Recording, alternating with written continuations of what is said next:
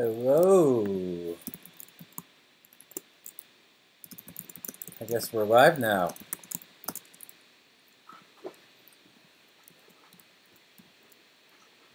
Hello. Wait, let me turn. I guess we're live now. All right.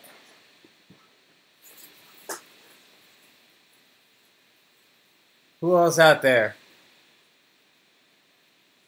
24/7 Crispy. My pleasure, man. My pleasure. So I figured I would start out with. I did a post earlier today, and I wanted to open up some projects and just kind of walk you through my process. So I decided to start with Karamas, which is a track I released last spring on Anjunadeep, and just kind of walk you through the session. This isn't the final version. This is more like the version where I knew I had something. I think it's probably the first version that I played out in the clubs and stuff. So just to kind of walk you through here, I've got this is kind of like my drum folder, and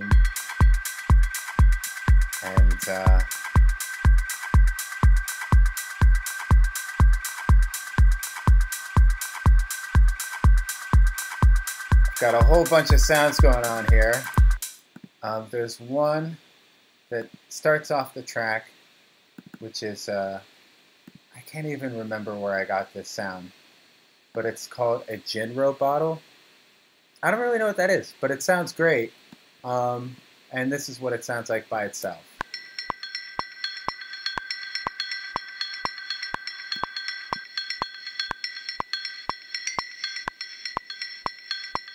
So that's something I played in on my little MIDI controller.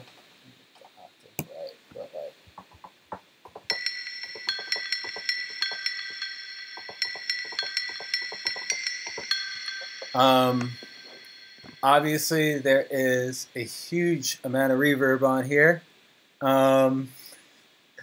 Is this looking okay? Lag times? Let me know. There's a bit of latency on my end too. I'm trying not to monitor and listen back because then it would just sound crazy. But so I started off with this sound, and well, actually, I really started off with this sound. Let me just dig through my folders here. I was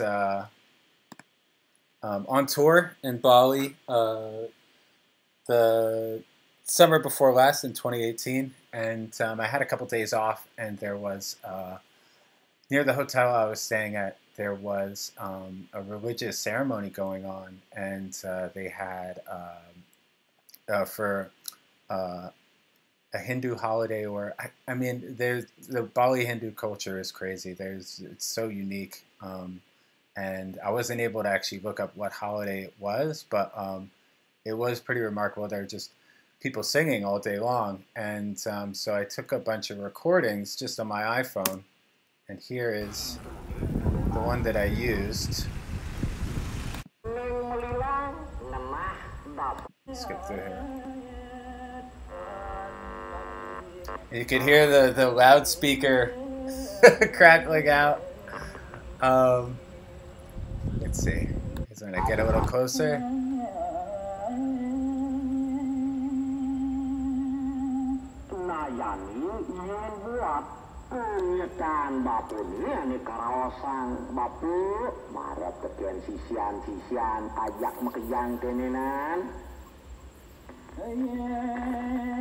This is the good part.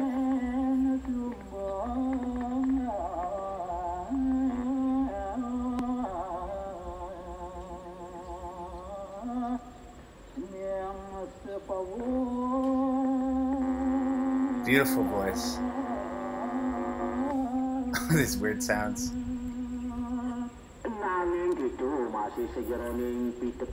They have a little call and response going on. So I started off with that sound. Where is that? Where are my vocals? Here we go. So here are the vocals by themselves.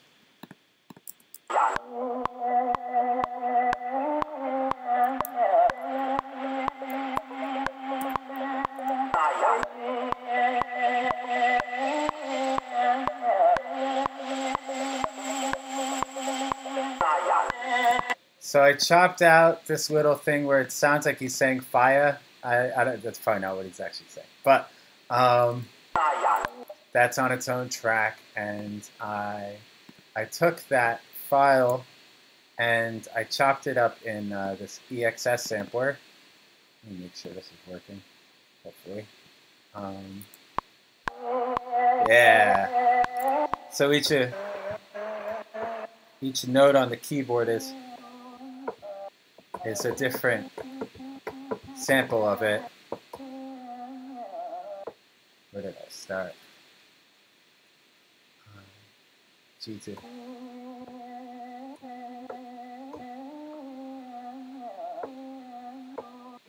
Anyways, you get the idea. I did a little bounce in place. And this sitar is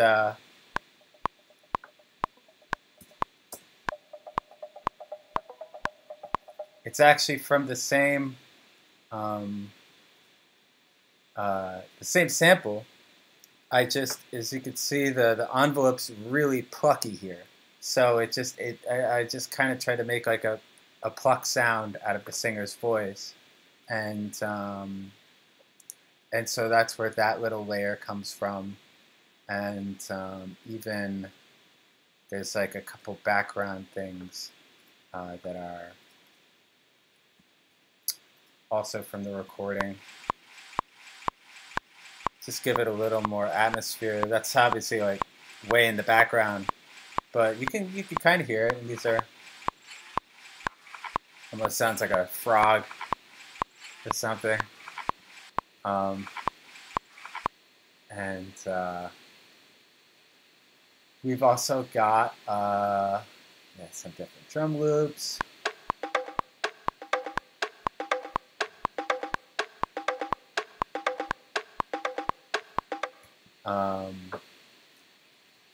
And then the bass line. Yes, the metronome's on, but I can turn it off. So if you want to just hear the drums and bass together.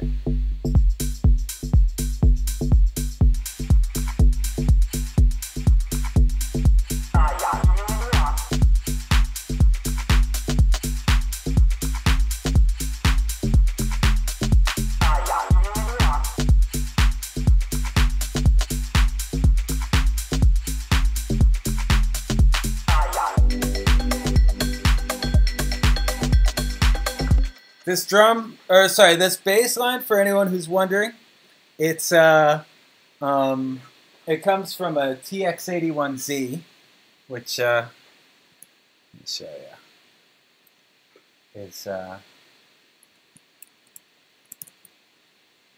It's this guy right over here. You can see this little thing.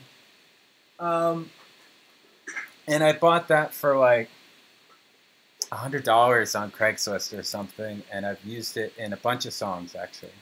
I used it on Juanita. I used it on this song Karamas. I used it on my remix of Tamia. And yeah, I'm very happy with it. We've got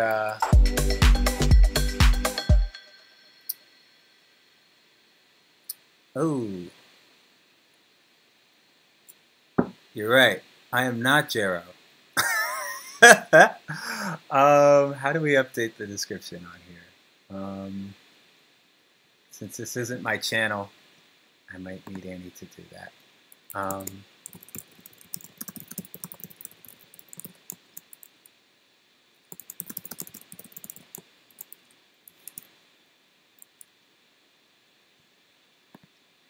Thank you guys for coming and joining me. This is my first time doing a guest appearance on the Anjuna Twitch, and I'm very excited to speak with you all today. I started my own Twitch channel too. If you'd like to check it out, I've been doing some DJ sets on there. I may end up doing more production tutorials on there too. We'll see. And that channel is twitch.tv/moonbootsmusic. Maybe I'll just type that in here.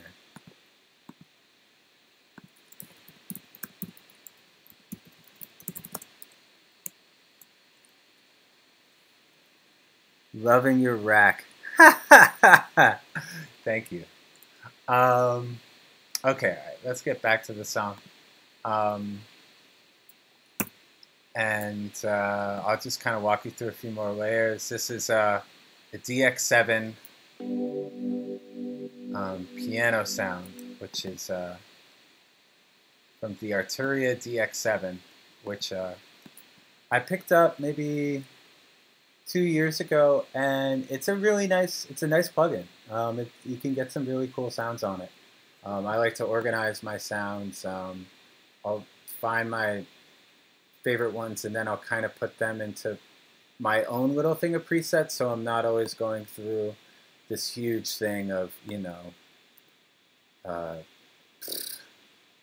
however many hundreds of presets they have in here. But I think it's important whenever you get a new plugin, whether it's an instrument or an effect rack, just walk through the sounds that they've created. The plugin designers, they obviously know this stuff inside and out, and then when you find the sounds you like, try and save them in a place where you can easily access them. And so for some reason it didn't save in here, but I know that if I look under pad, or there we go, Karamas piano. So I save that sound.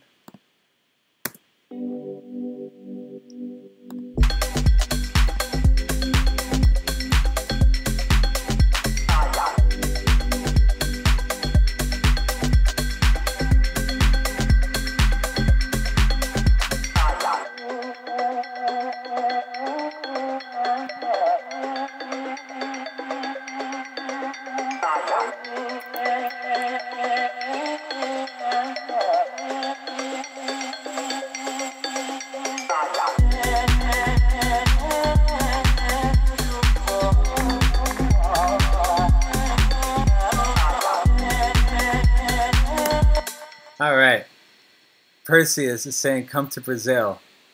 I wish I could. I don't know if I'll be able to anytime soon. Ali Ocha is asking if the bells are a sample. No, the bells actually aren't a sample. So that's this is the EXS, which is Logic's. I don't know if you guys are using Ableton. It's sort of it's Logic's sampler, built-in sampler. And I loaded in a sound that I found from some pack I probably got years ago, and it's just yeah, we've got 2 copies of the same sound panned on opposite sides from each other, so that just I don't know, it gives it more stereo motion. So sometimes I'll be playing it on the left side and sometimes on the right side, and I just played around with a pattern until that made sense. But if you can kind of zoom in, and so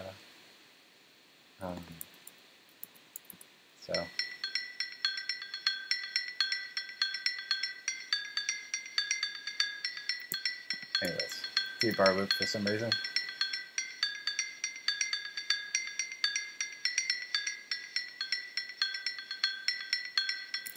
So that's where the bells come from.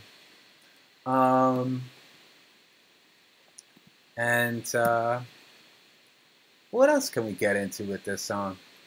There are a couple different layers of synth I added in the breakdown.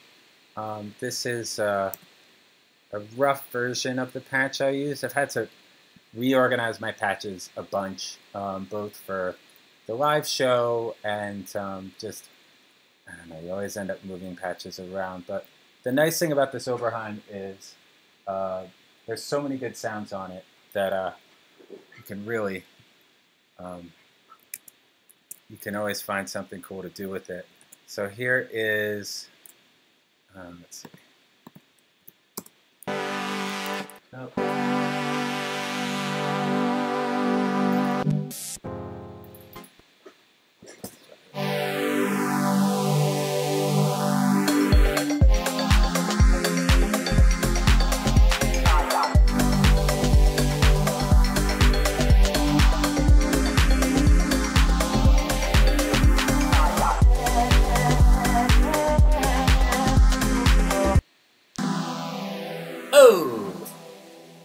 Party foul.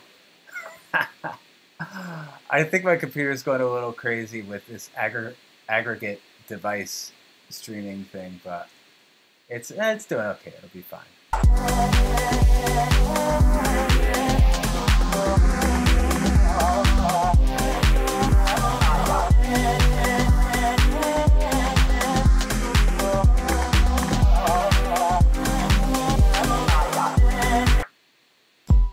Oh. All right. Okay, let me just play the pre-recorded ones because they sound nice. Oh,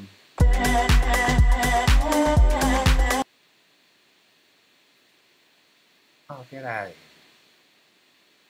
here. One second.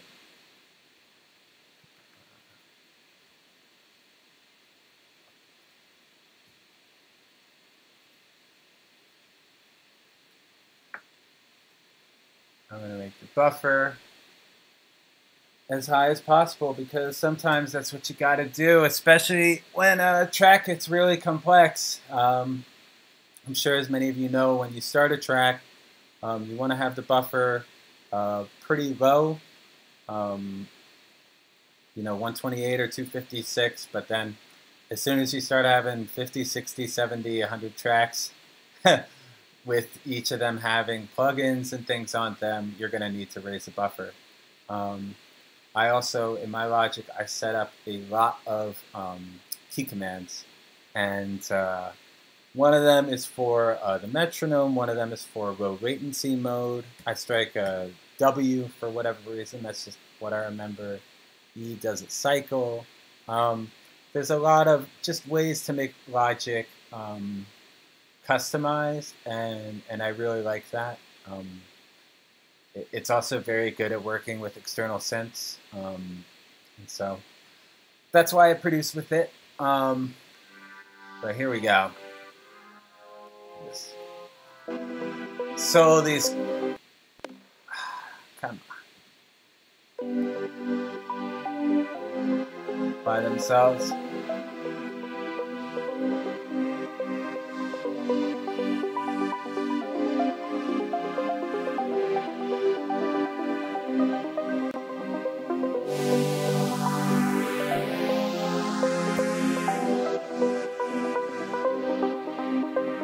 So these are all, there's no like press the, arpeggiator button or anything like that. I spent a lot of time just writing out these different keyboard parts so they sound nice together. But in this case, I did kind of, I plagiarized something, but, hopefully it makes it okay that I basically plagiarized myself. I did a remix of Lane 8 a few years back in 2015, I think. And there's an arpeggio part I really loved in there that I put in. And I was like, well, why don't I just try that and see how it works over these chords if I take that same basic pattern of notes and, rewrite it to fit a different chord progression. And so, I did that on Kramis, and I think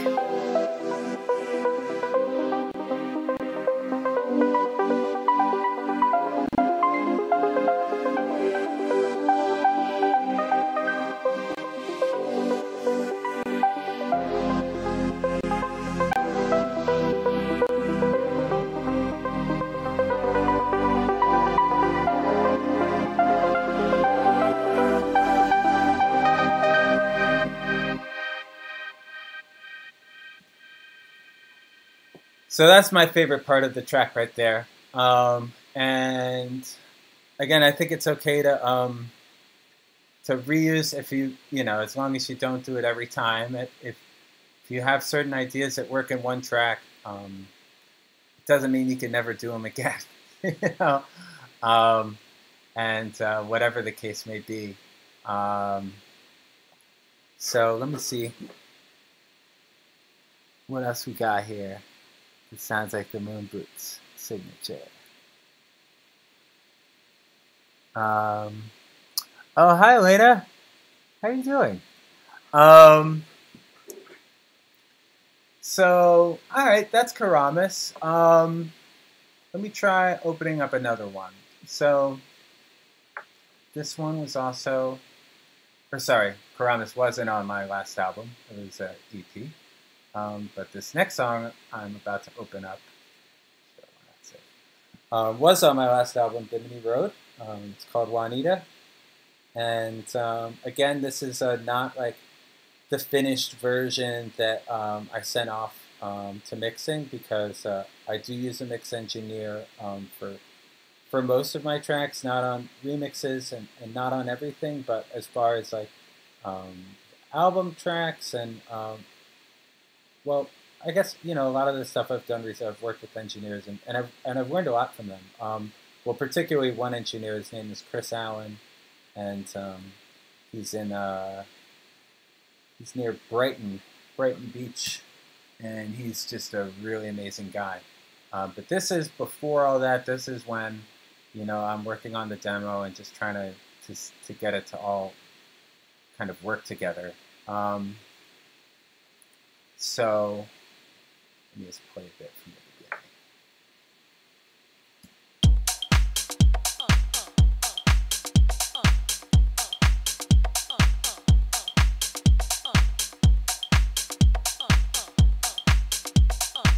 So this is using, again, Logic's sampler. I know the sampler in Ableton's great.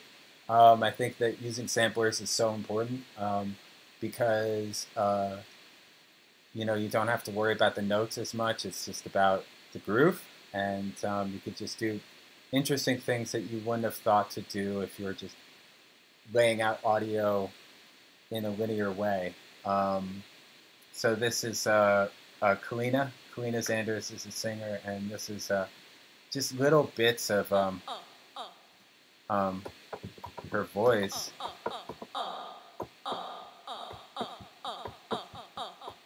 And I put it in the sampler with different effects, but then I just basically use the dry ones. But you have to try things out, right?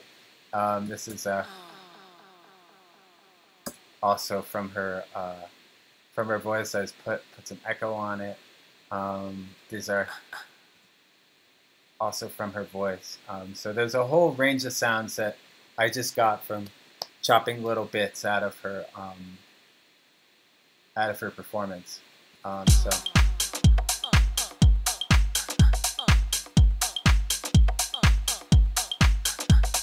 got a little clave here.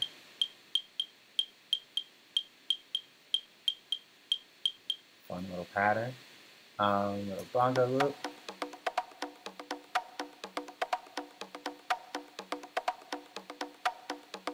I think that comes from a famous song. I can't remember which one, but it's I don't know. I've gotten it in a few sample packs, and it's just in the background, and it just works. I don't know what to say. Some claps I put in. I like this. I know which reverb is this going to. Yes, the Lexi. I love this reverb, and I use it a lot. I'm a big UAD fan. I've been using it for a while. I know there's a lot of great plugins out there that aren't UAD.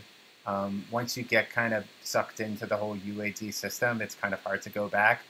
But just for me, it's something I use pretty extensively. So let's hear these drums again.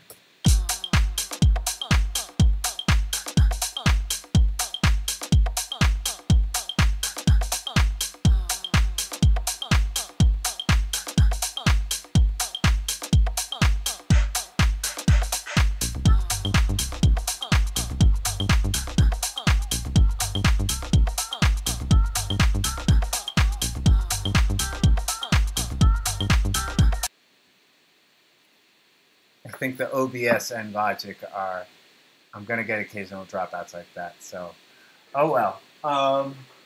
This bass sound is actually, it's also from the TX-81Z, which was what I had in Karamis too, but a slightly different sound. I don't know if you guys can.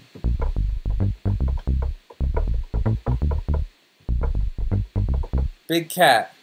Okay, can I walk through the bass instrument? Absolutely. So that's what I'm trying to do right now. It's a Yamaha TX-81Z, which is it's an FM synthesizer that was made in the late 80s. And it's famous for this one particular sound called a Whately bass. And there's some other really cool sounds you can get on it. Again, like Karamis, that was a modified version of a different sound on the TX-81Z. But this very percussive, funky thing you hear in like a lot of very, very early house music from like the early 90s. You hear it in R&B, like Teddy Riley, Babyface kind of stuff. It's in a lot of great sounding tracks, so I enjoy the sound of this bass. But since it has these weird kind of ringing sounds on it that require a lot of EQ. So this is like what it sounds like with the effects on it. Let's turn this up a bit. And I've got Simplon, which is just like the most basic filter in the world. I've got that automated on here just to take away the treble of the bass during the breakdown. I've got a little plate, which is I got it, pretty sure I got it as a free plugin from, it was free briefly, from Soundtoys. And Soundtoys makes a lot of really, really great plugins too, as I'm sure many of you know. Echo Boy, Decapitator, really all their stuff is cool, and I've used all of their plugins in different projects. But I'd say of their plugins, I use Decapitator and definitely Echo Boy the most. And I like this little plate guy too, because it makes the bass sound awesome. And there's a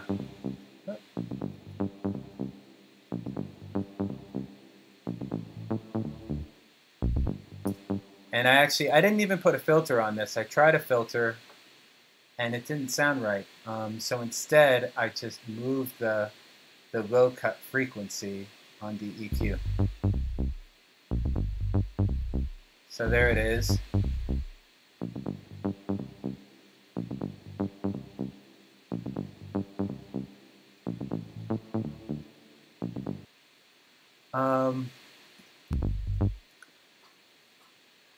Ali's asking, when I use hardware with composing, do you play and record audio or stay in MIDI for future changes? I do a bit of both. This version of the track, I mean, the nice thing about using hardware though is you can ditch the MIDI. And so like this version of the track, I don't even have the MIDI file on here. Like I recorded it maybe a version or two before this one, and I don't even have it. I could always go back and grab it from that version. But it's nice to be able to work with audio because you get that much closer to a finished product when you have audio, because you could just keep on moving MIDI around forever, and I do. So I don't only use hardware. There's a lot of stuff that I use software for. Though I guess on this particular track, the synth sounds do happen to all be hardware. So that's something I've kind of moved towards more and more,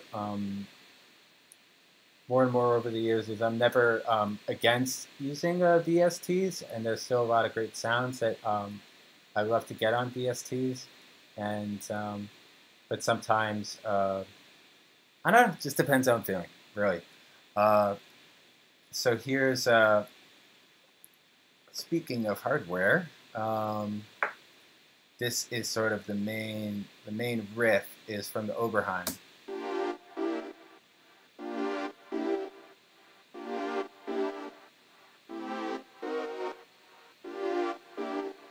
So I have a couple different things on here.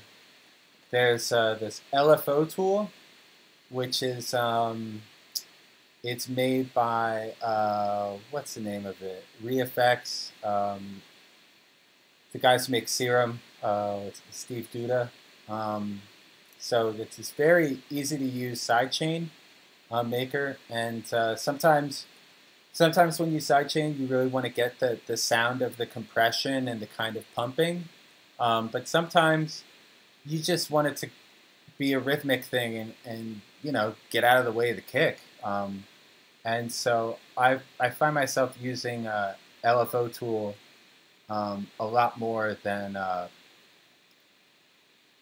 just like a sidechain compressor these days, which, you know, it has a slightly different sound, but here you can really dial in the curve of the sidechain. So like, let's say you want it to sound really extreme, it like follows this curve, if you can kind of see what's going on here.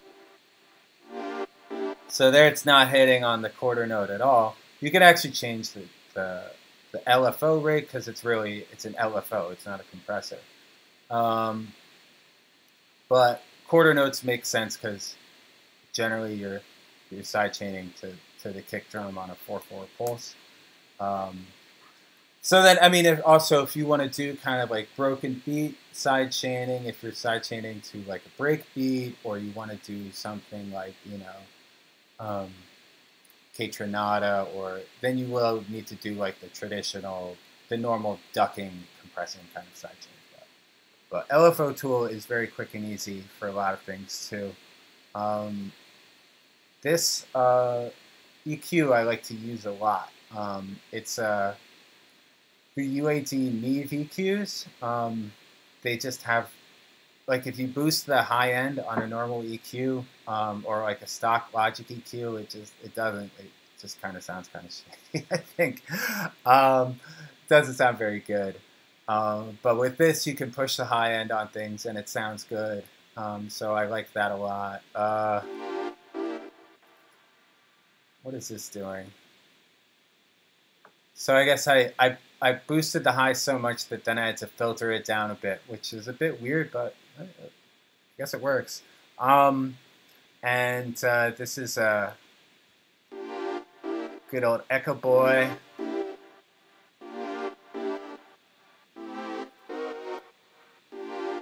Which is as an insert effect that only... And then the rest of the time it's going to good old UAD, big, long Lexi. And then, oh yeah, this one's great too. So this is like a slap delay. Normally, you know, you want to have delays that are sync to the tempo, like quarter note, eighth note, dotted eighth note. Those are really the main ones. I guess you could do other ones if you wanted to, but sometimes it's nice to have like a really short delay sound that just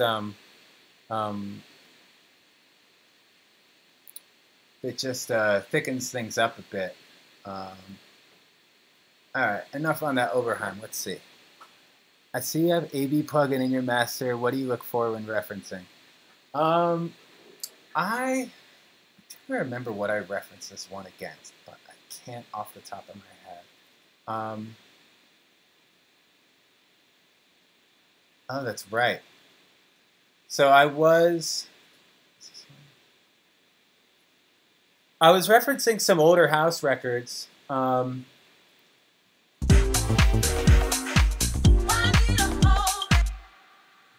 this on. This is a fun.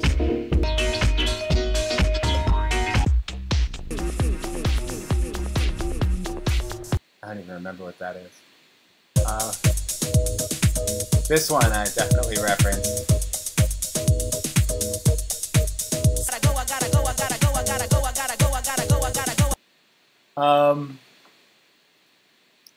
To be honest, I use it being the most when, especially like Sample Magic AB.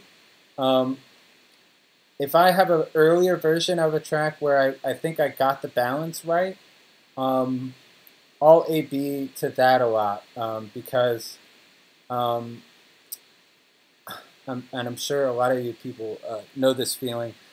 I'll start a track and it'll be, you know, really, I think it'll have like a nice vibe and everything, but then I want to go in and change it. And I want to make it perfect. And then I end up trying to add too many things, and it just doesn't sound as good. So there's always it's a process of you want to throw the kitchen sink at it, but then you need to sort of strip it back down to the original idea. And that's finding the balance between those things of like just getting the raw idea out there and then polishing it and then stripping away some of that polish. It's all part of the process. Oh, Nate. What's up, Nate? Can you talk about how I handle compression on the drum bus and kick bus? So in this song, I used a Fairchild, which normally I don't use, but it sounded right on this one for whatever reason, and so I think, you know, again, this isn't the finished version, so the finished version will look a little different with probably a bit better compression. But I have it set to, you know, it's not 100%. It's compressing pretty heavily, but not crazy. And then the nice thing about this Fairchild, and there's other EQs that have this, of course, is it has a sweepable sidechain filter, which means that it lets the sub and the you know, the bass kick, because you don't want to compress too much of the sub on a kick drum unless it's a sample that has way too much sub, in which case you do want to compress it, but it really depends. I do, let's see, we've got a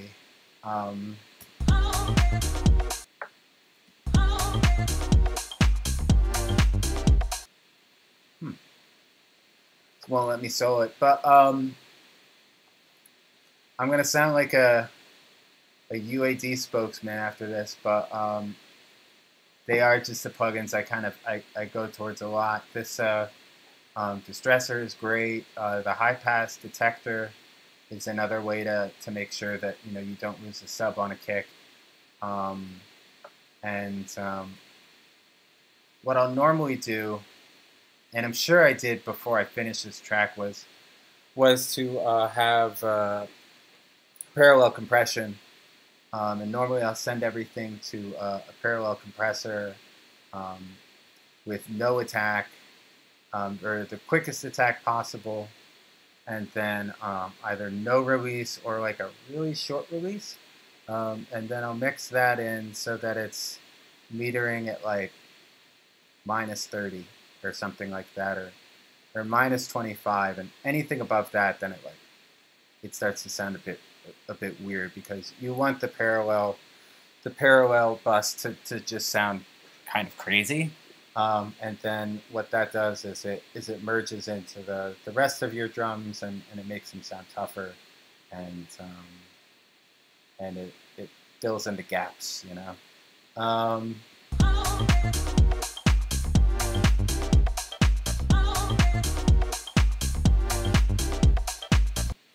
Can I share a little bit about my bass? I like that it's strong but never too much.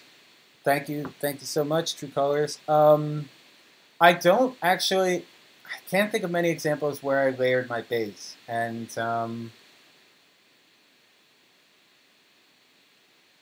yeah, um,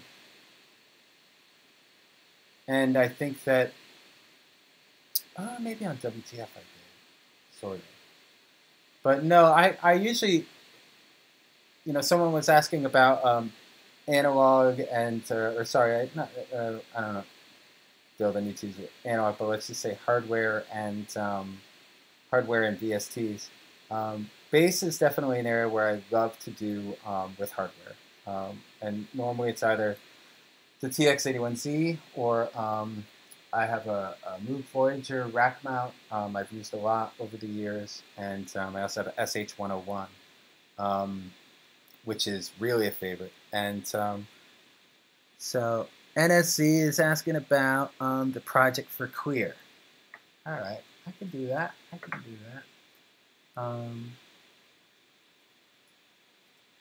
Give me 1 second.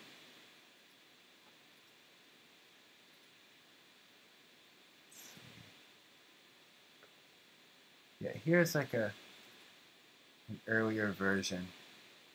Again, so I think it'll be a little more helpful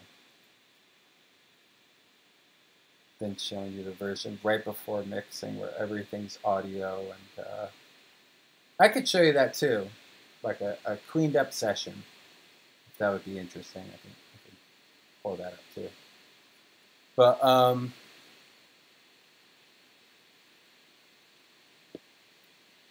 yeah, it's fun digging through these sessions. Normally when I finish something, I'm just I'm done with it. It's on to the next thing, But also happy to just kind of do about that.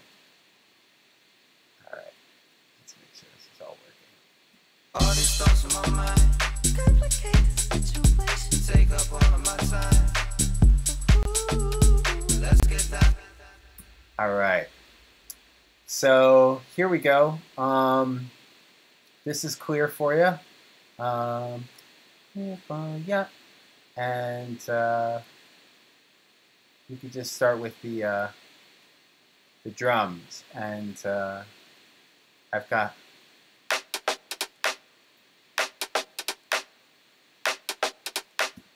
this is a drum loop I got from a zip of like breakbeats that I can't remember where I found it, but I think it's important to collect all kinds of drum samples.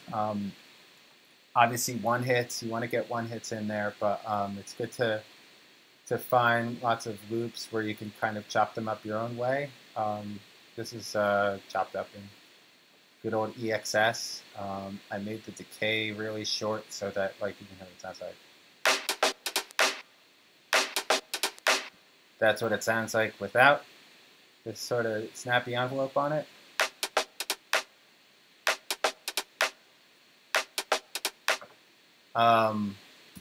We've got another funk breakbeat. This is from some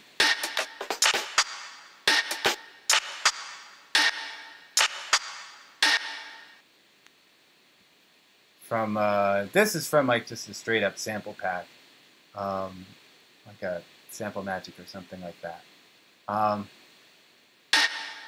And I got this Native Instruments reverb, which is it's pretty cool. It's pretty useful, and I use it a decent amount. We've got let's see. This one I went way overboard in the hi-hats. I have way too many hi-hat sounds. It's all over the place.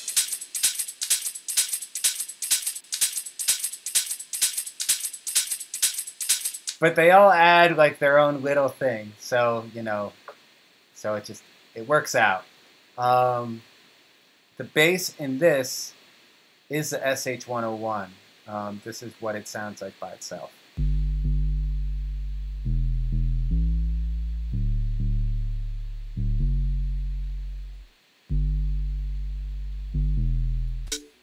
I could probably add a MIDI interface.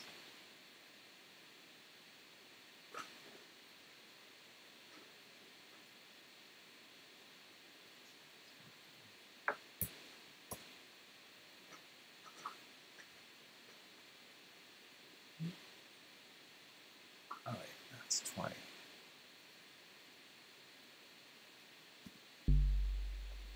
So yeah, here we go. Here's the SH-101.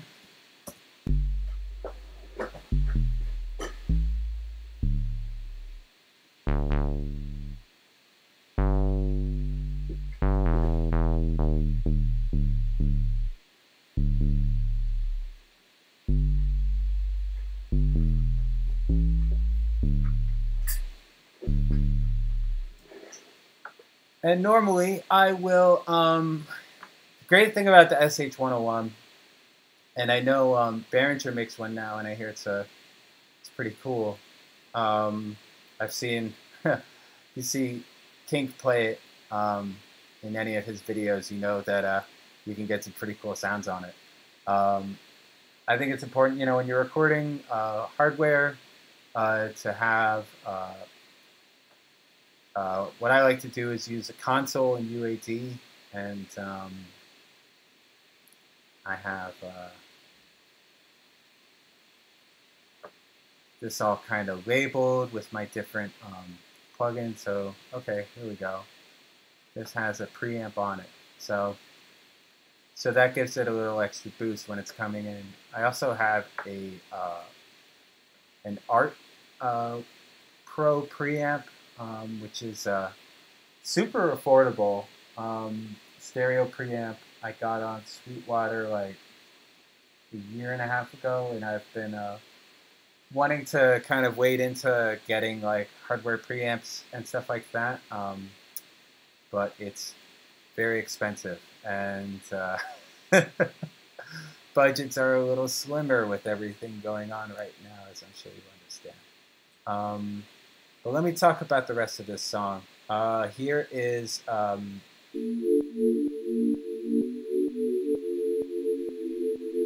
main pad.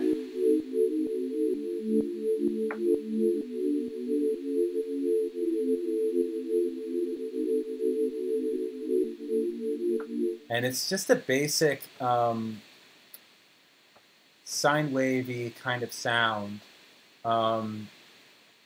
that I modified in FM8 using the detune and the analog slider. This FM8 is, they have not updated this interface in like a dozen years, but you know, whatever, it still works. It's still got a cool sound. It's not the best looking plugin out there, but it's still does its thing. And I like this Decimort. I use this especially on pads and sometimes on drum sounds. You can hear it without it, and immediately what it does. So it's no Decimort. There's Decimort.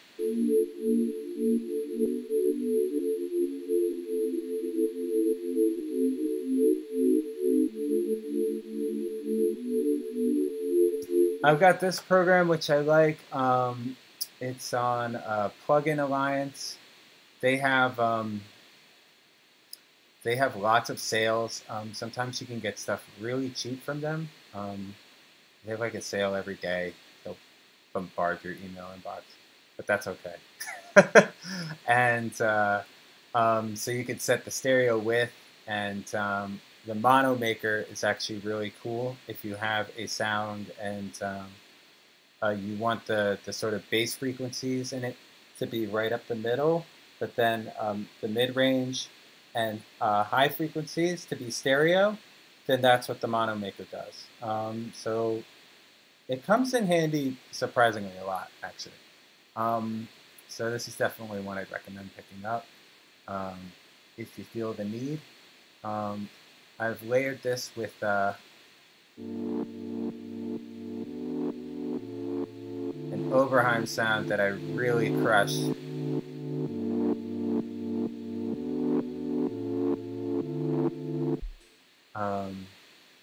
I'll just play a little of the vocals and vocal production, and then I'll get to some of these questions I see. I don't want to be blowing out. This is all these thoughts in my mind complicate the situation, take up all of my time. this is the one and only Nick Hansen. So what I did with his vocals was, I probably deleted all the vocal tracks, or not deleted, but I cleaned them up once I'd flexed and edited them. But I'll record them in my studio. I've got a pretty decent mic, nothing crazy. It's a Shure KSM 32. So we record. I'll try and get triples of each part with a couple different, and run it through a few times. And then, each time he's doubling, you try and double to the best. You get the best take you can. Comp that relatively quickly because you want to keep things moving. But then, and then get doubles of that, and then get a double of the double, so you can have one that's right at the middle, and then one on each side, and that gives you a nice wide vocal sound. So that's a trick I like to do a lot. I don't even know if I call it a trick because everybody does it. But here's in the intro.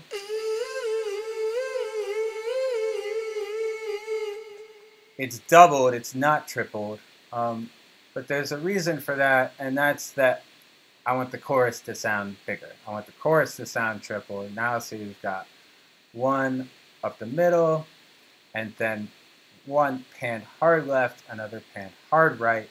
I wanna be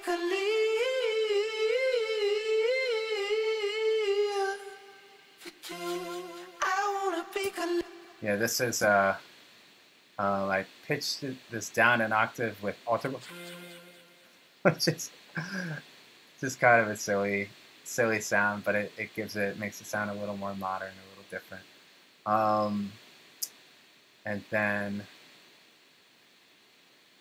we've got these. Nick is such an amazing singer. He's so good at layering vocal harmonies. It's just incredible. So we did that a lot on our the first song we did together, which is called "Keep the Faith," and wanted this song to be different, of course. So, but it still wanted to just throw in a little something. So this is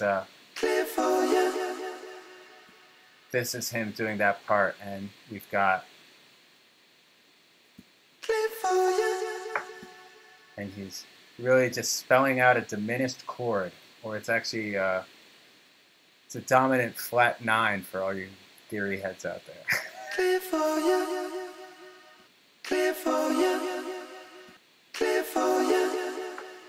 All right, let me get to some of these questions.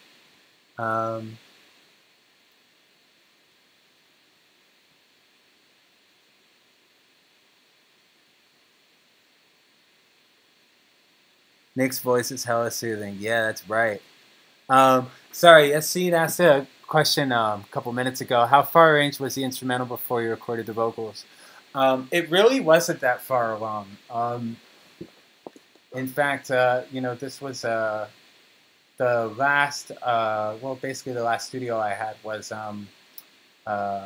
Nick's manager is my neighbor, and so Nick would come in, all the time, and he said, he's like, oh, we should make a garage track together, and I was like, oh wow, I'm so surprised that you even you want to do that. But I was like, you know what? I haven't done a garage track. Why not? Let's try it out.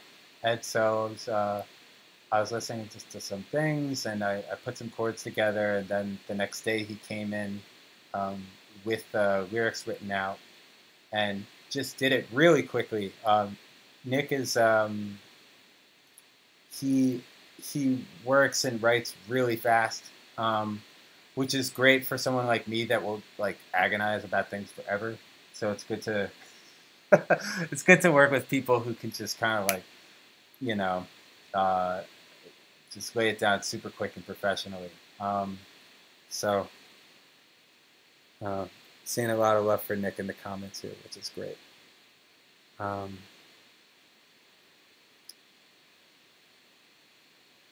right. How much longer do I have on this? Are they going to cut me off at 5? Or do I still have a little time left with you guys? You know what, I'll just keep going as long as I can. Someone asked about Transcendental. So I'm going to go ahead and open that one up. It might take me a second, but hopefully I'll be able to get it quick. Transcendental.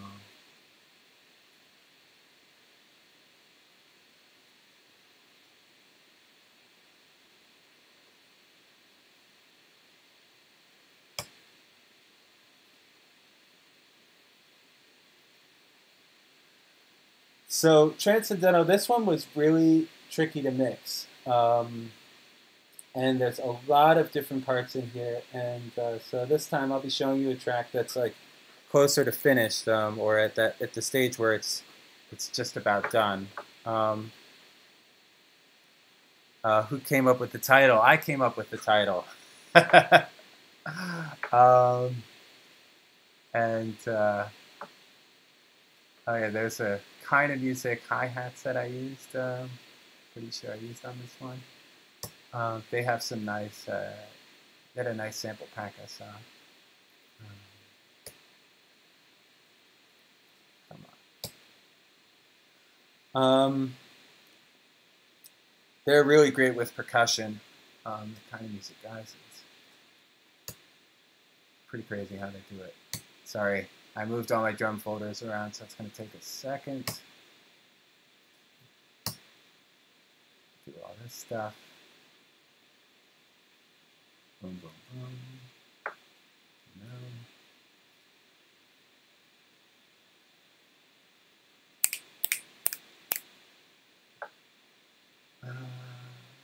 Hopefully I can get this. All right, fingers crossed. Okay, good. All right, so here is where I have everything laid out in tracks, and this is how I send it to the mix engineer. And Chris is very good at adding, like scooping things in a way that it keeps the low end, but then it adds like a whole other layer of sparkle on it. And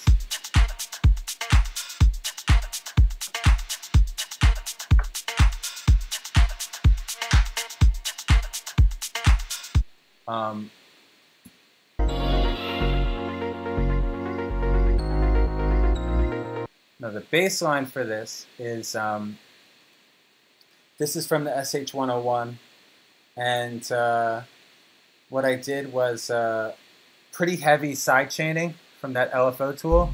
You can even see these, like, look at these waveforms. But I automated the side chain so that like the bump, bump, the sort of percussive notes aren't really side chained. But then when it goes boom, boom, boom, boom, then you have the side chain effect on those, and you can really just see it in the waveform how some of the notes are side chained and others are not side chained, and that it really helps with the groove of the track.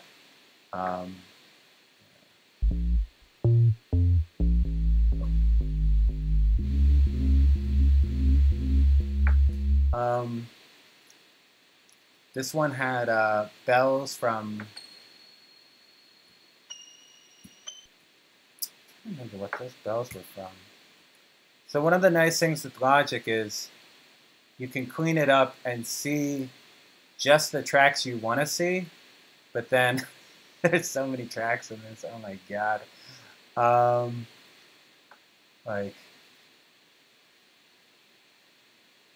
this is why it can really take a lot of time for me to finish tracks. Not too long. I mean, when you're done with something, you just have to let it go out into the world, you know. But okay, I can't even find where I got those bell sounds. I'm sorry. This sound, looking back, I kind of wish I'd done it on the Oberheim, but I did it in Diva, and I think it sounds just fine. Diva is a really great soft synth I've used a lot.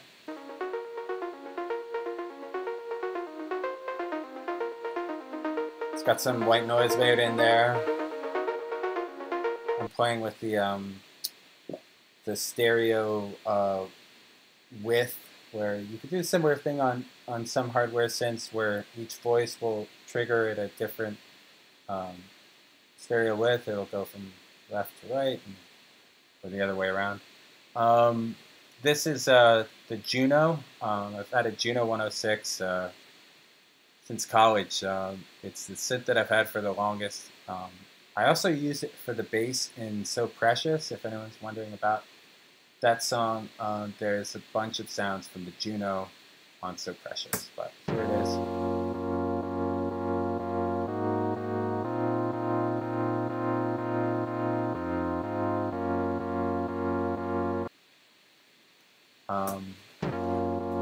One of the cool things about the Juno is that there is a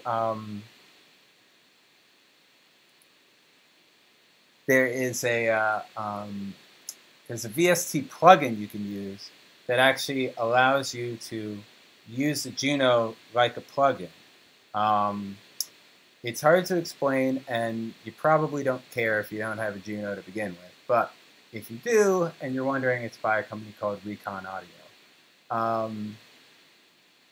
So what other sounds do we have on here? We have this thing.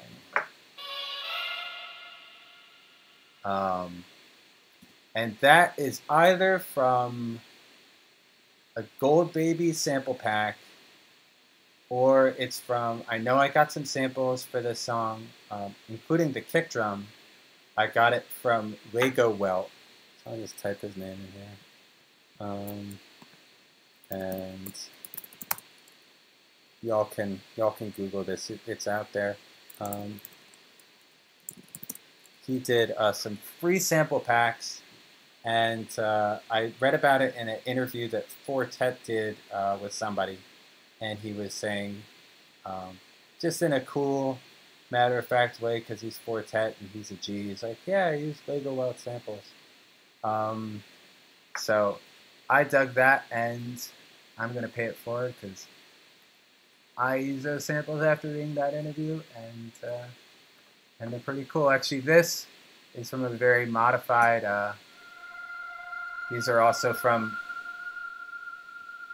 that Lego Welt pack. I blended a few things together, changed the pitch, did effects, whatever, but they were cool kind of building blocks to do some weird sound design with. Here's some of them by themselves.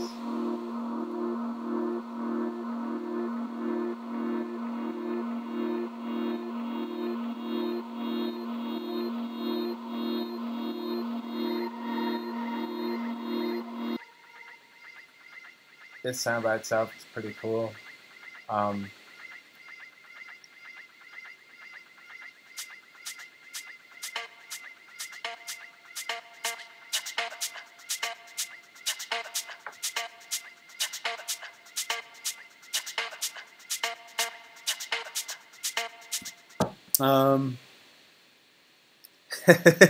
That is crazy. Yeah, I know. Laugh tracks. Yeah, free vocal samples. There. I mean, it's not like a full song or anything. I mean, just literally like 2-3 second just weird little bursts, and I think it's worth downloading a variety of packs, even if they're not in your style of music, or honestly, especially if they're not in your style of music. In some cases, it can really be like, sometimes I'll use a snare that's like a hip hop snare, or a hi hat, and it'll give a whole different feeling to a house track. I really recommend doing stuff like that, because you don't want your music to sound like everyone else's, and an easy way to avoid that is just to throw different, the best of each style into a blender and see what comes out, and just not try and limit, what your influences are coming from. This is a cool sound too.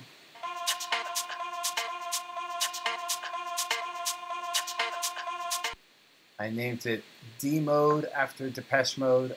There's a really cool song they did called, oh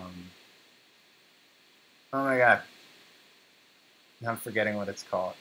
Not Enjoy the Silence, but it'll come to me. Anyways,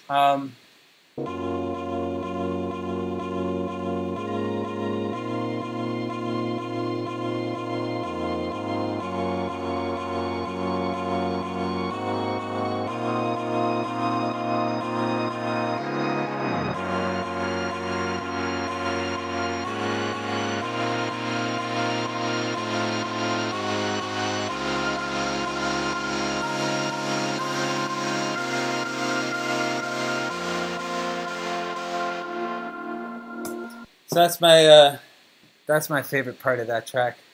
Taco Synth. All right. Well, just a second. Let's see. How much more time do we have?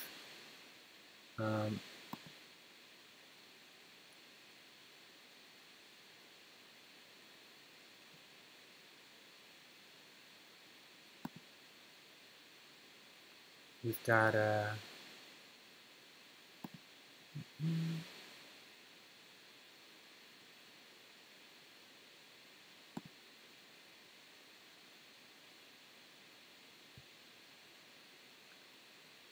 you know what?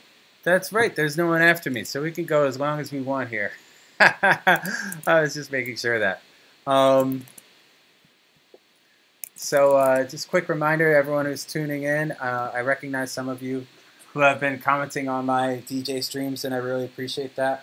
If you'd like to check them out, I also have my own Twitch channel. I'm going to type it in right here. Twitch.tv, Moonboots Music. I just did a set on Monday. I'm going to do another one next week. Still trying to figure out like a regular schedule for all of that. But, if you check out my social media, or just follow the Twitch channel, you'll get notifications for when I'm live on there. Let me see what else. Illinois George Orange. My way of actually finishing tracks is it's become more of like a refined process over the years. When I look at some of like my older tracks, someone was asking in the comments about opening up Love Strong, and I think I might get to that. When I look at those sessions, they just look so chaotic. But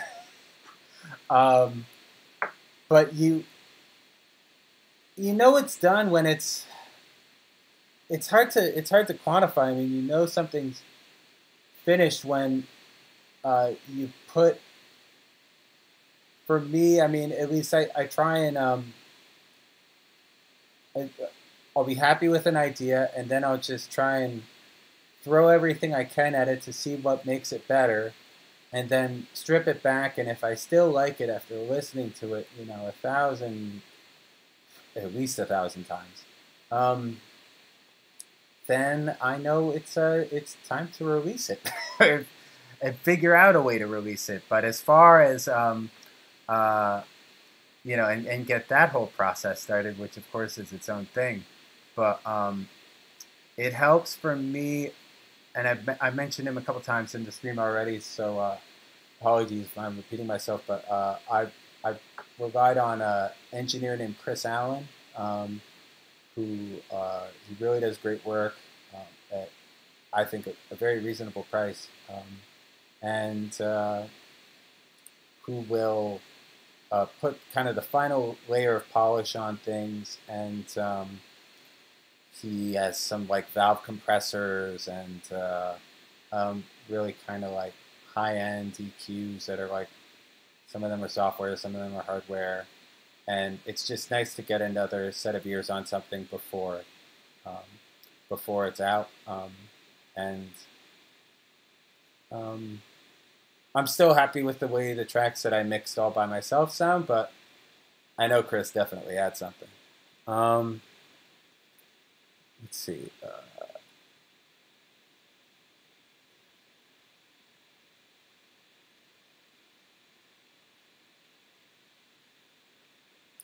Art is never finished, it is abandoned.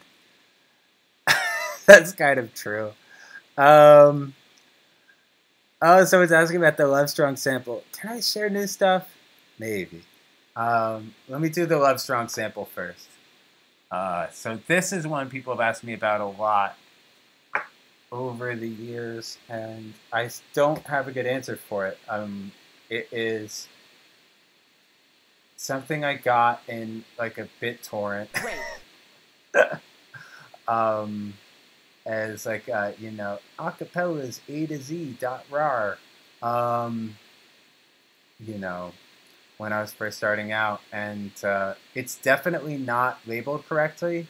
This song does not sound like this. I've looked it up, but this is what the acapella looks like. So. The lesson from my past, I'm gonna find love and make it last. And don't need a boy, I need a man. Don't play with me cause I'm not a toy. Cause I'm a woman.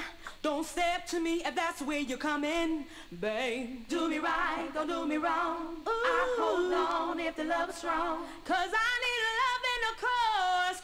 I'm not taking no shots. I want the bomb. Drop the bomb. Check it out, I'ma drop the bomb. Baby. Drop the bomb. So check it out, I'ma drop the bomb. Tell me what you want from me. That part's great. So that's where that sample's from. This is actually the Love Strong session. I'll just do this quicker because this one is, I originally did this in Logic 9, which opening up Logic 9 projects in Logic X has always been like kind of a weird thing. I used Battery 3, Native Instruments, the drum sampler, which I mean they don't even support anymore. They've just completely abandoned it. I've tried multiple times to get it working again, and they just said, you know, forget about it. So here is since the drums won't play. Here it is without drums. The bass is from a Moog. Actually, I ran the loops, and when you record the Moog, you'll find that some notes will have different timing, or they'll have different like phase. So you actually have to go in and find the best version of each note, which I know is crazy, but it actually doesn't take that long, and it makes the groove better. And you know, it's however much time something takes, it's worth doing if it makes the groove better, right? So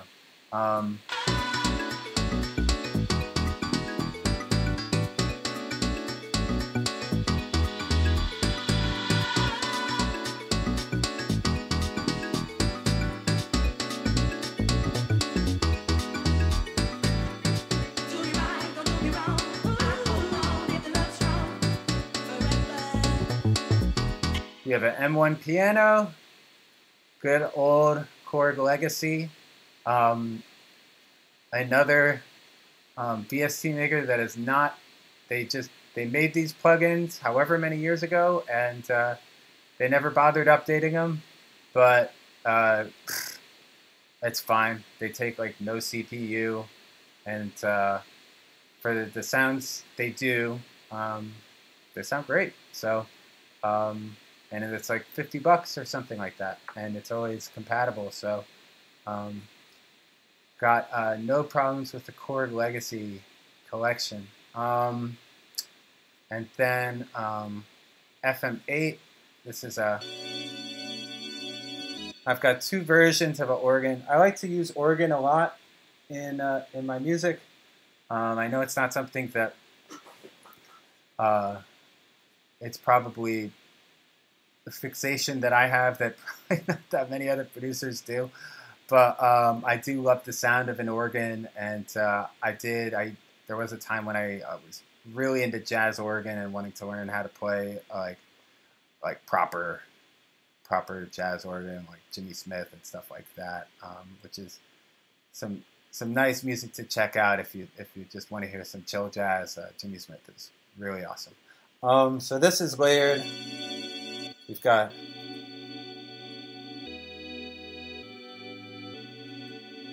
one.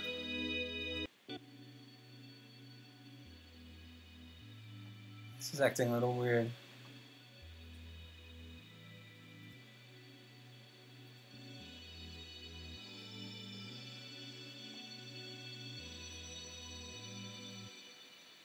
You know, normally there will be like a vowel filter on these, but I don't know what happened. I haven't opened this up in a while. There's a really cool plugin I used called the Talkwa that I don't know why it's not on this. It could be something that happened when you hear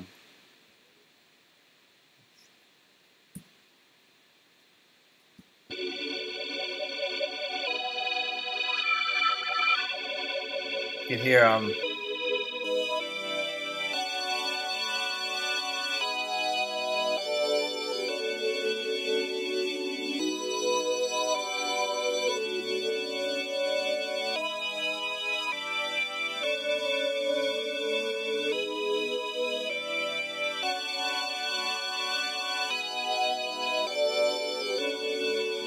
you see the mouth on the filter, on the Talkwa filter.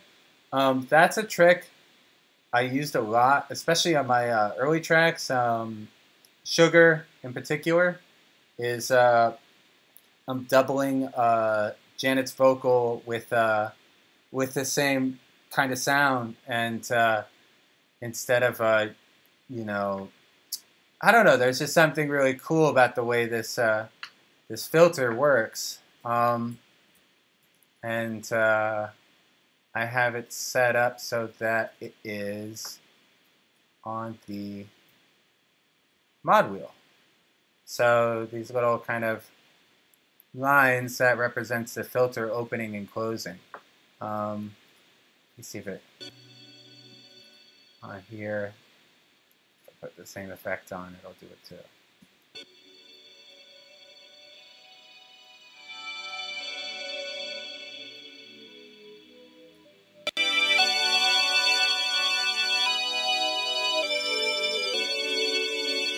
Anyways, will I still be attending EDC LV 2020? I mean, if it happens, absolutely. I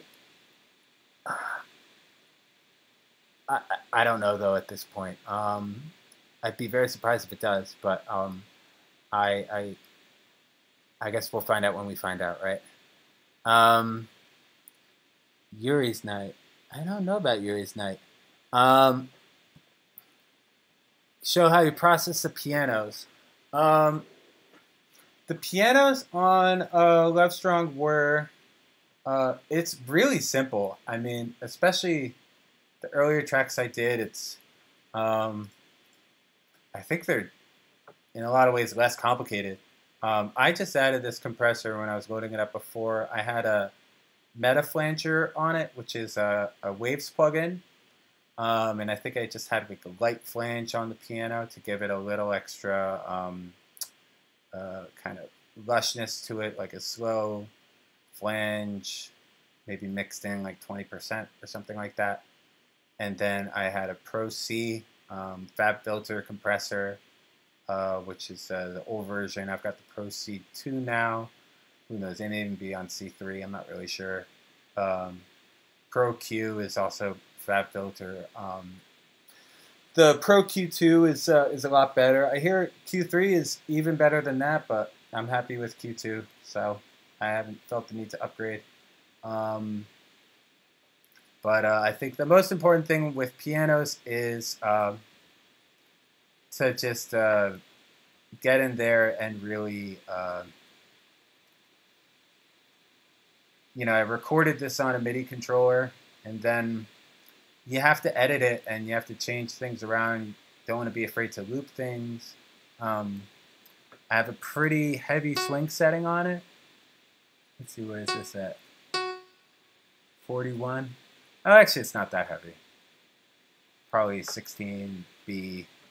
So, I mean, pretty simple. I've done the M1 piano is really great because it cuts through just about any mix, and it's a very versatile sounding piano. At the same time, it can be a little. It's almost like the M1 organ bass. It's such a staple of house music that you don't want to use it too much, or else you know what I'm getting at. Pat! Oh, what's up, Pat? Haha. What else did I miss here?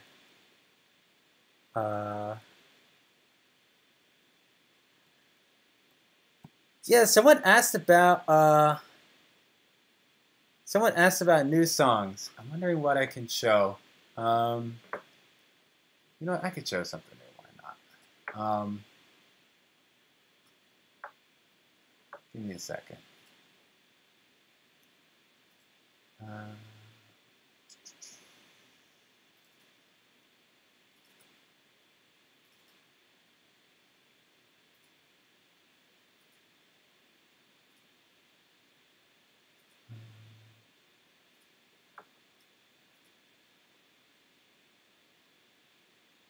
Wait, where is? No.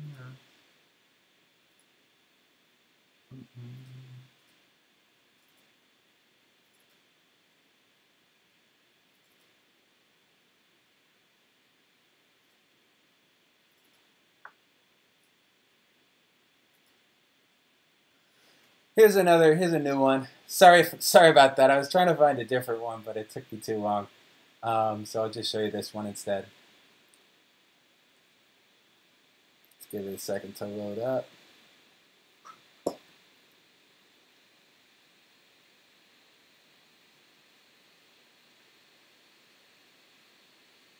Fatima remix. Thank you, Pat. Or is it Fatima? I'm actually not totally sure.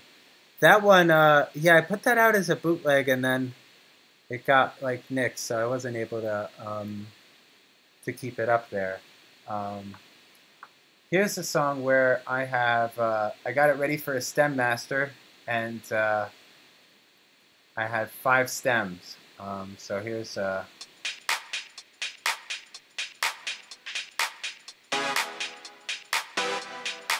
got drums in one, kick in one, bass in another, and vocals in another. I don't know if you guys have tried stem mastering.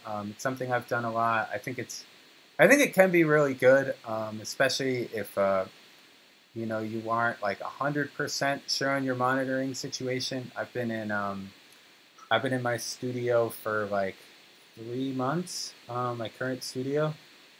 So I'm just not as used to it yet. My monitors are getting kind of old, and I would love to be able to buy new ones, but anyways, we all have these issues, right? So it's good to, if you aren't going to go through the process of getting it mixed, the process and the expense of getting a track mixed, sometimes it's nice to get a stem master. So, you know, it gives them a little more flexibility. Let me just play through some of this.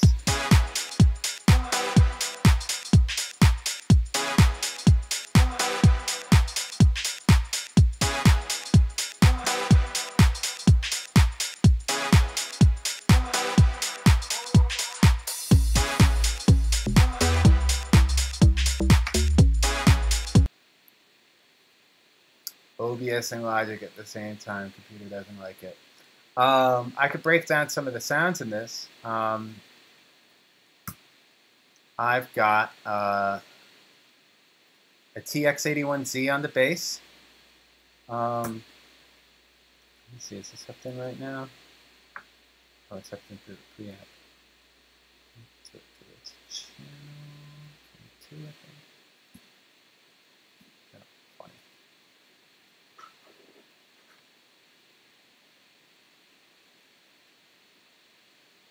Oh, 24.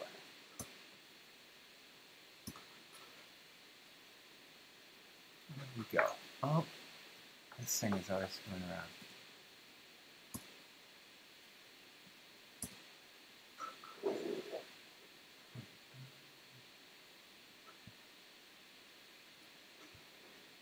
Sorry, I wasn't actually prepared to open this one. Oh wait, it's the 550.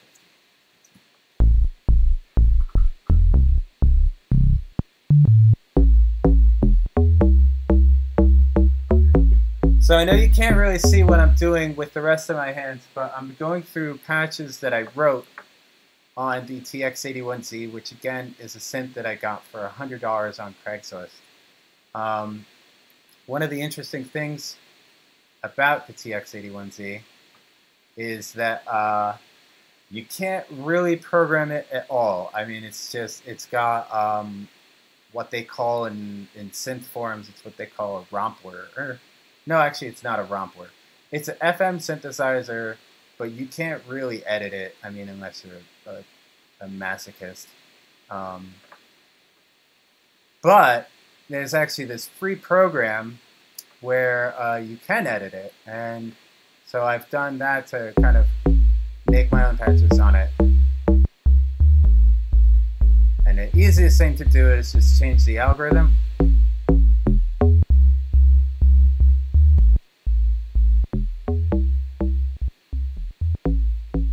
And so this is just a kind of cool way to make your own bass sounds.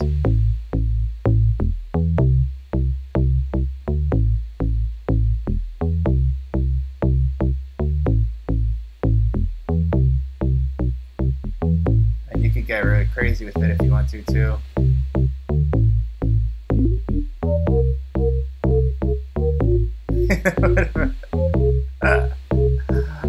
Anyways, and it's a nice way to sort of just customize your bass sounds. And I think the FM synthesis, it can sound really cool on bass lines in particular. I think it makes things sound a bit tougher. So I do like that a lot. There was a what else can I show that's pretty cool in this? I did a main stab. So I really kind of went crazy on editing these stabs. And I have these stabs that I recorded from. And it's like the most basic kind of sound you can get out of the Oberheim. Just open filter, a little noisy. And I put Eventide harmonizer on it to make it just kind of wider and thicker. And then I recorded all of these effects on it that kind of run at the same time. So each stab has its own echo and its own reverb, and they sort of pan from left to right, and it creates this cool motion. So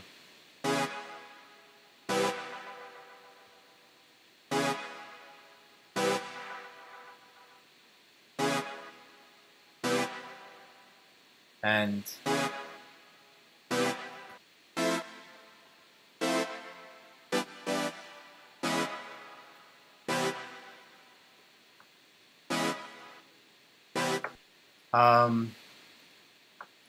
and so, you know, the devil's in the details. You can really get lost in the details, but I think messing around with the details is honestly, I mean, it's one of my favorite things about producing is just creating things that you know, at the end of the day, you want to make sure that it gives you a certain emotion, that it feels good in a club setting, that it doesn't have to be loud or on the best headphones. But, you know, if you're producing something, you want to listen to it on the best headphones you have, the best speakers you have, and you want there to be as much ear candy as you can throw at it. And so that's something I try to do.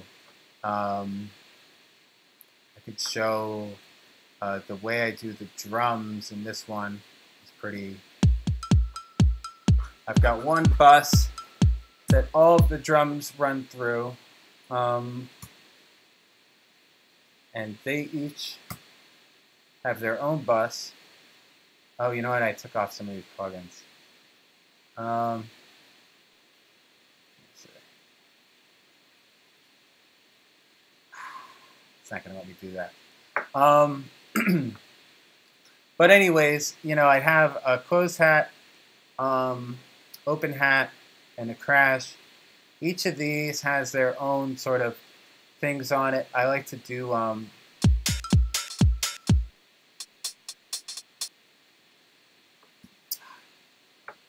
things are acting a little wonky. But like this thing, the Studer thing, like I like to really slam things on it.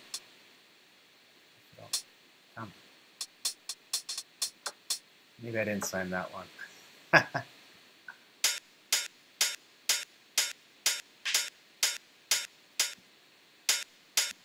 It just gives it a bit more compression. I don't know.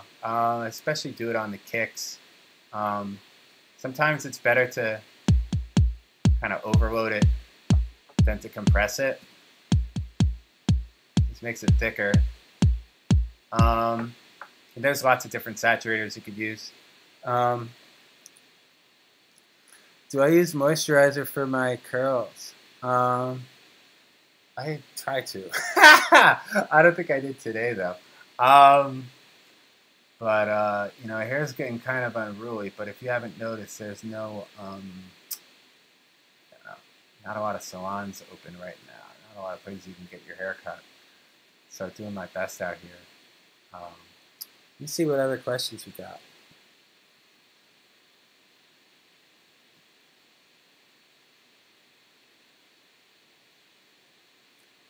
Kicks are always really solid. Any tips for giving your kick more presence treatment-wise?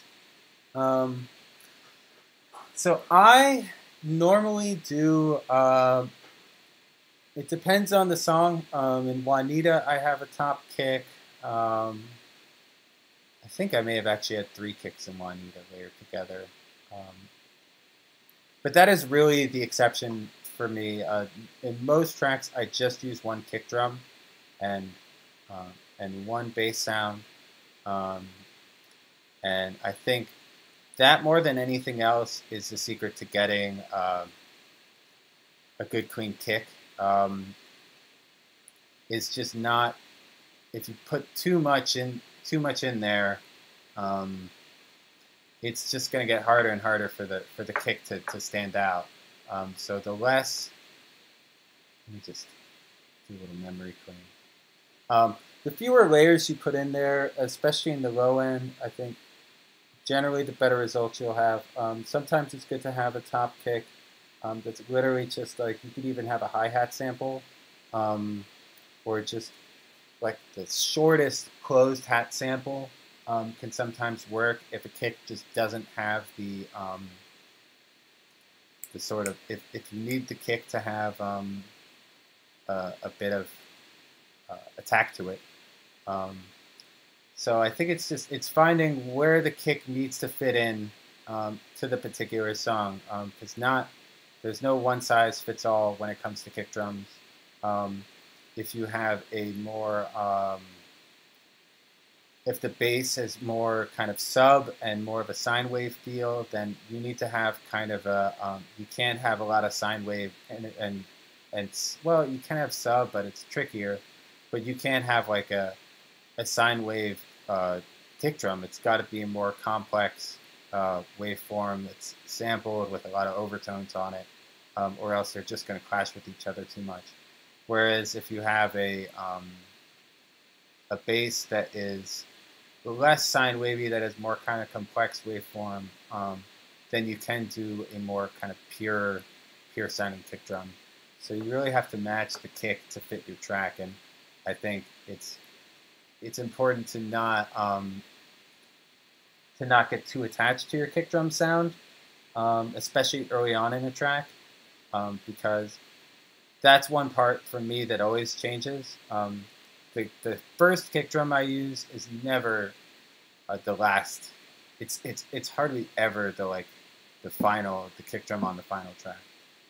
You're always going to need to play with the envelope settings, to add compression, or just completely swap out samples until you find the right kick for something.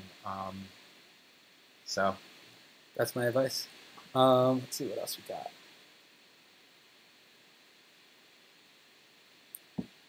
Greco's house, amazing set at Okie Fest. Thank you, man. God, I miss that. That was a lot of fun. Deeper in the house we go. Are my kicks and the rest of the drums always in the same bus? Yeah, for me they are. But I try to make the compression on the drum bus is not too extreme. Something's out of tune or out of time because there's too many plugins happening now. So it's okay.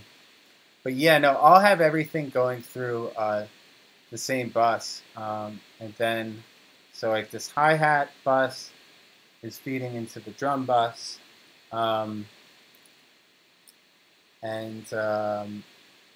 this would normally go to, I changed the settings around, I guess, but this would go to parallel compressor. It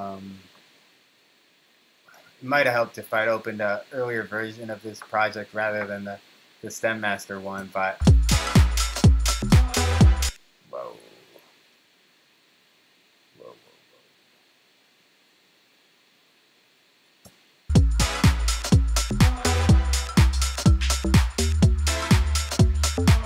So let's play for a sec.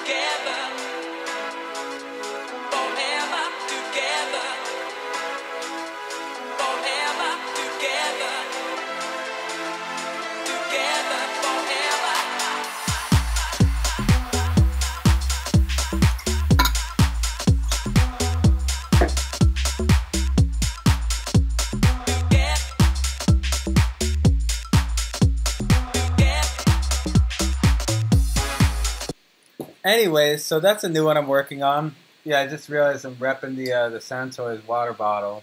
So, go Sound Toys. Hope you guys like that.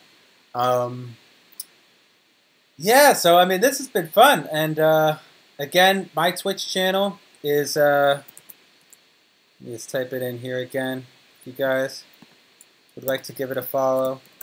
I'll be DJing on there more next week. I just did a set on Monday. You can listen back to the 3 sets that I've already posted on there. And if you're interested, I can keep on doing production tutorials on there. Let me know. Seriously, I'm open to it. I've got the time right now.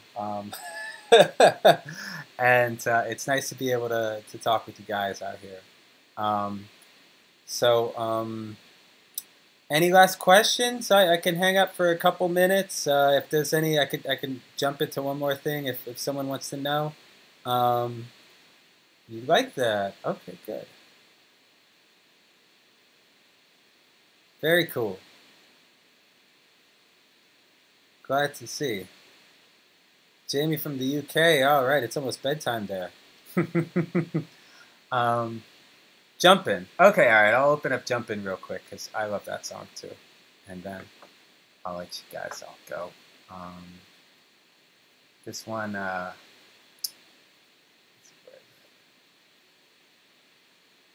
finish, choose.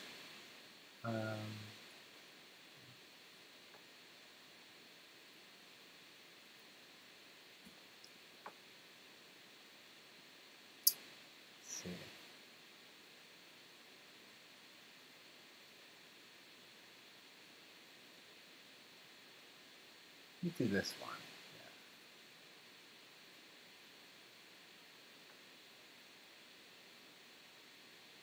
Yeah. I swear these songs go through dozens and dozens and dozens of versions before they're done. But sometimes you save 3 different versions in the same day,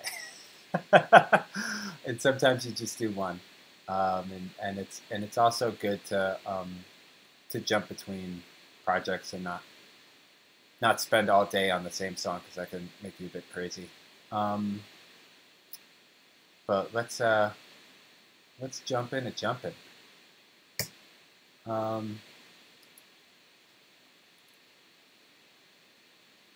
Okay, so this one is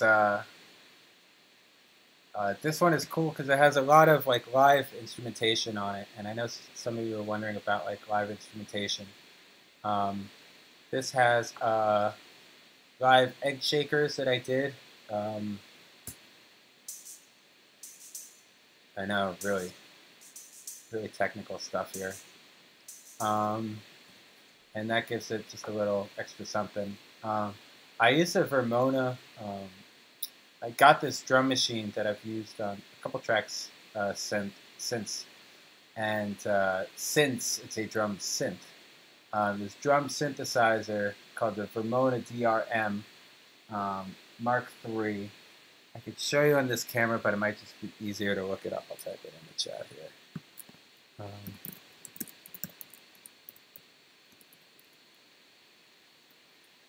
And it's got some very cool sounds on it that I think,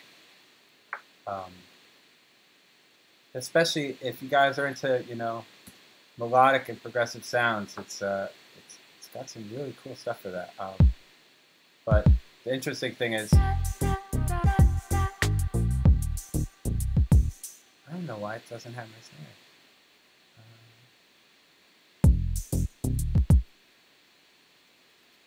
Sorry.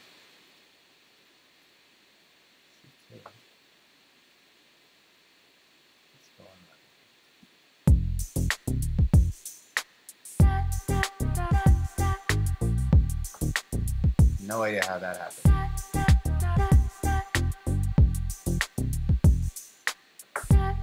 So I resampled that. This is just a drum track from the Vermona.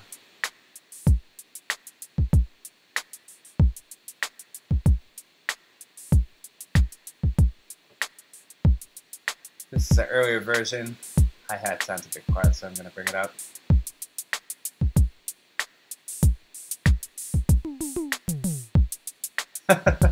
And I'm sure I added some reverb or something to those tops, but this is this is not the finished track. I want to show you guys how something is, when you're working on it, and before it's this like, polished thing that you're ready to release, because that's just the end stage. I mean, to get to that stage, you need to get through everything else, and that's the hard part. I have a Moog, the Voyager I used with for the bass line.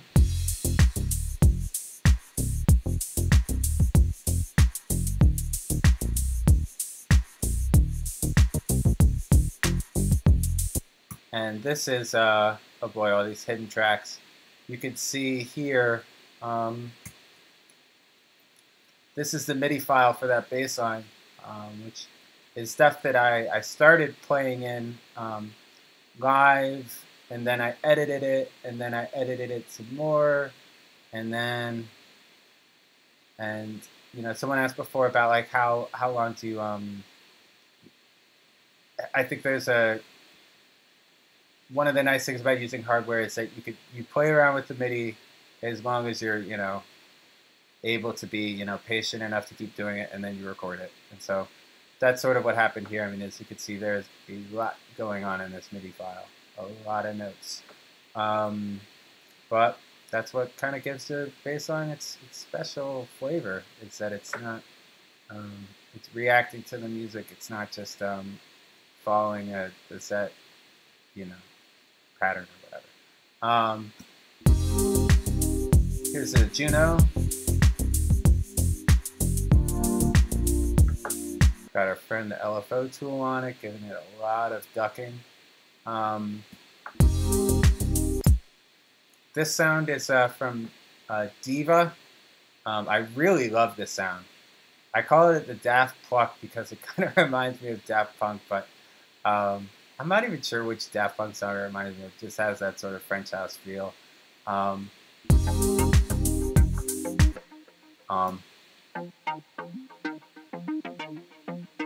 And this comes from the multi-mode filter. If I turn this off, it will suddenly sound less cool. Well, I guess it's a compliment.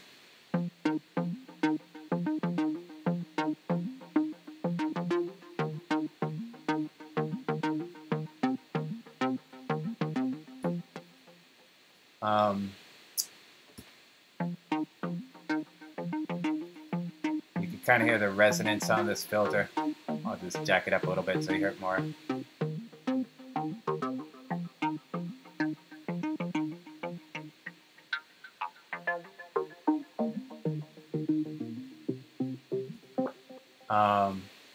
So yeah, I really dig that sound. I actually got the idea for that part from, I'm not going to name which song, but let's just say it's like a not particularly well-known early 80s R&B song, and I just liked the rhythm guitar part on it. So I was like, oh, what would it sound like if I did that on a synth? And it sounded pretty cool. So.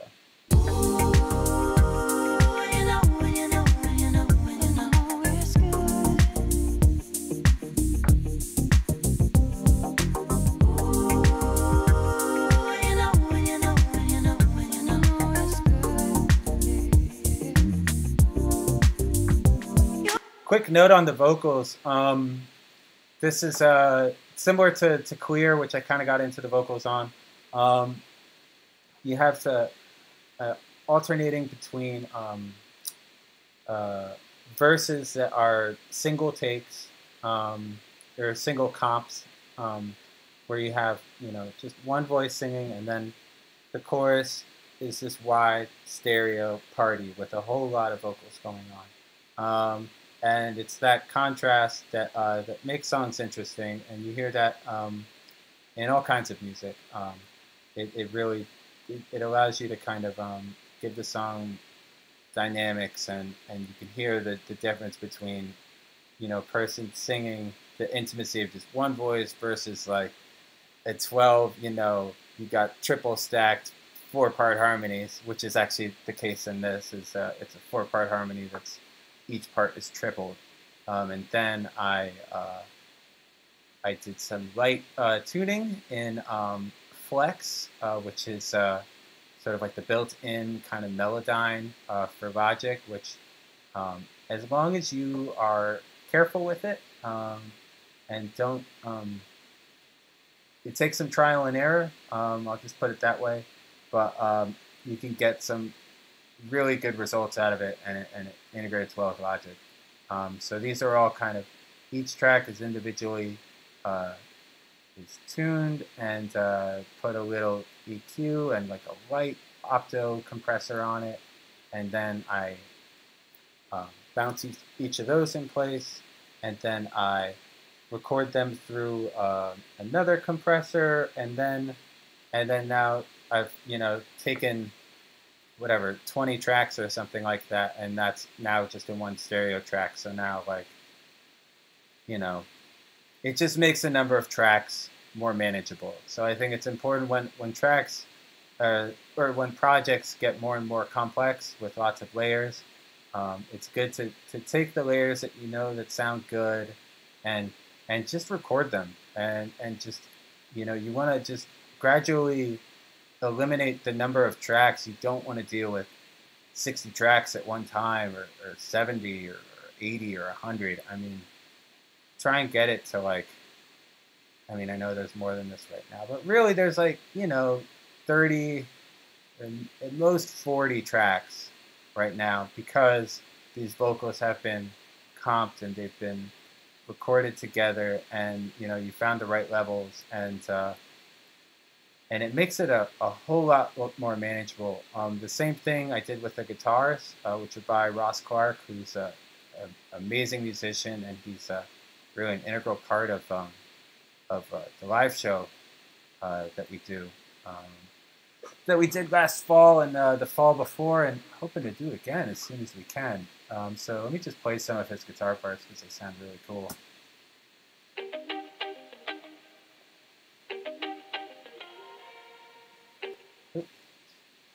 Now these are doubled.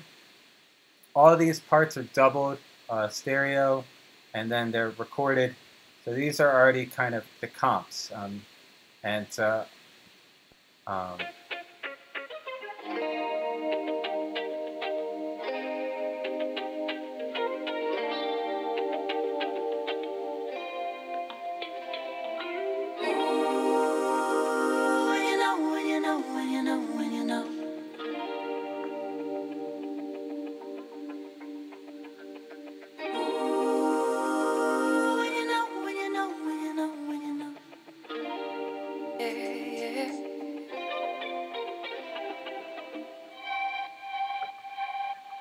So yeah, this is Strymon Big Sky reverb pedal that I really want to get one of my own. I think it's on the list. We've all got a list of things we want to buy, right?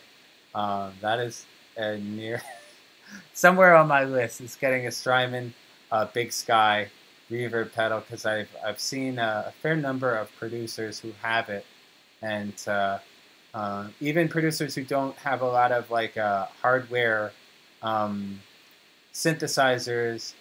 It can be also a really good investment to get guitar pedals, because they rough up the sound, and you could just get interesting things with them that you wouldn't get in the box.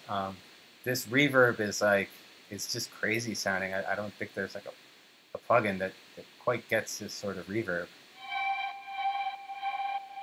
Of course, I put a sidechain on it.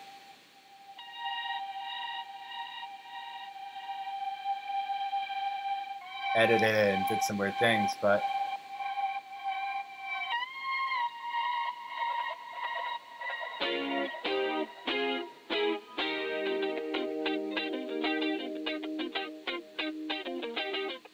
these strums are sounds like it's like a shaker or something, but I just cut out the sounds of him strumming.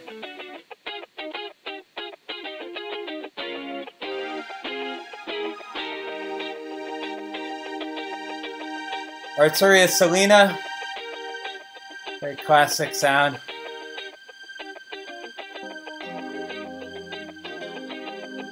FM piano.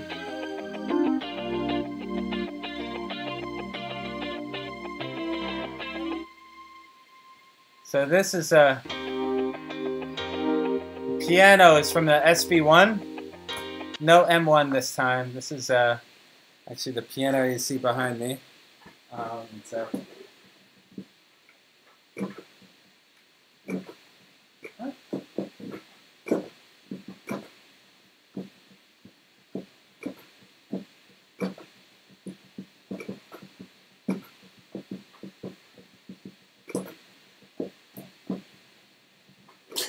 Thank you all for staying this long, even sitting through me playing piano. I'll just let this play with everything in it.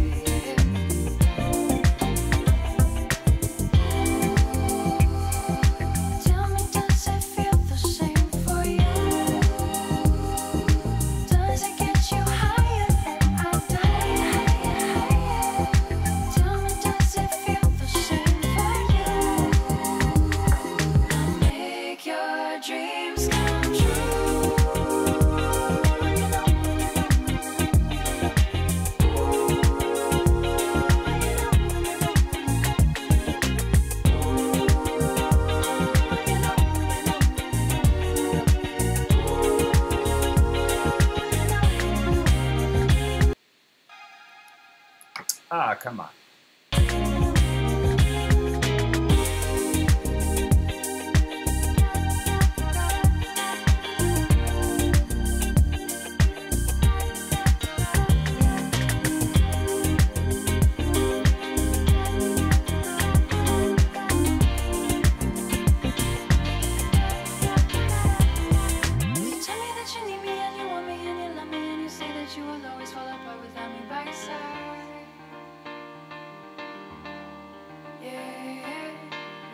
Tease me, almost really don't just see me, baby. You and me will get it right. Ooh, honey. Piano didn't play on the stream? Okay, that's a bummer. Still figuring out this aggregate device thing, but next time I do a stream, I will, I'll get that going. That makes me wonder if some of the other things I had. Hopefully. Some of the the instrument parts I was showing you guys from the different hardware synthesizers. But anyways, thank you again for tuning in and spending your Wednesday afternoon or evening if you're out in the UK with me here in my studio. Again, I'll just type it one more time. My Twitch is at Moon Boots Music. Doing DJ sets up there. I'll be doing production tutorials like this because this is the first time doing this, and it's really cool to see this response. So people want to learn more about production from someone who pretends to know what he's talking about. I'm the guy.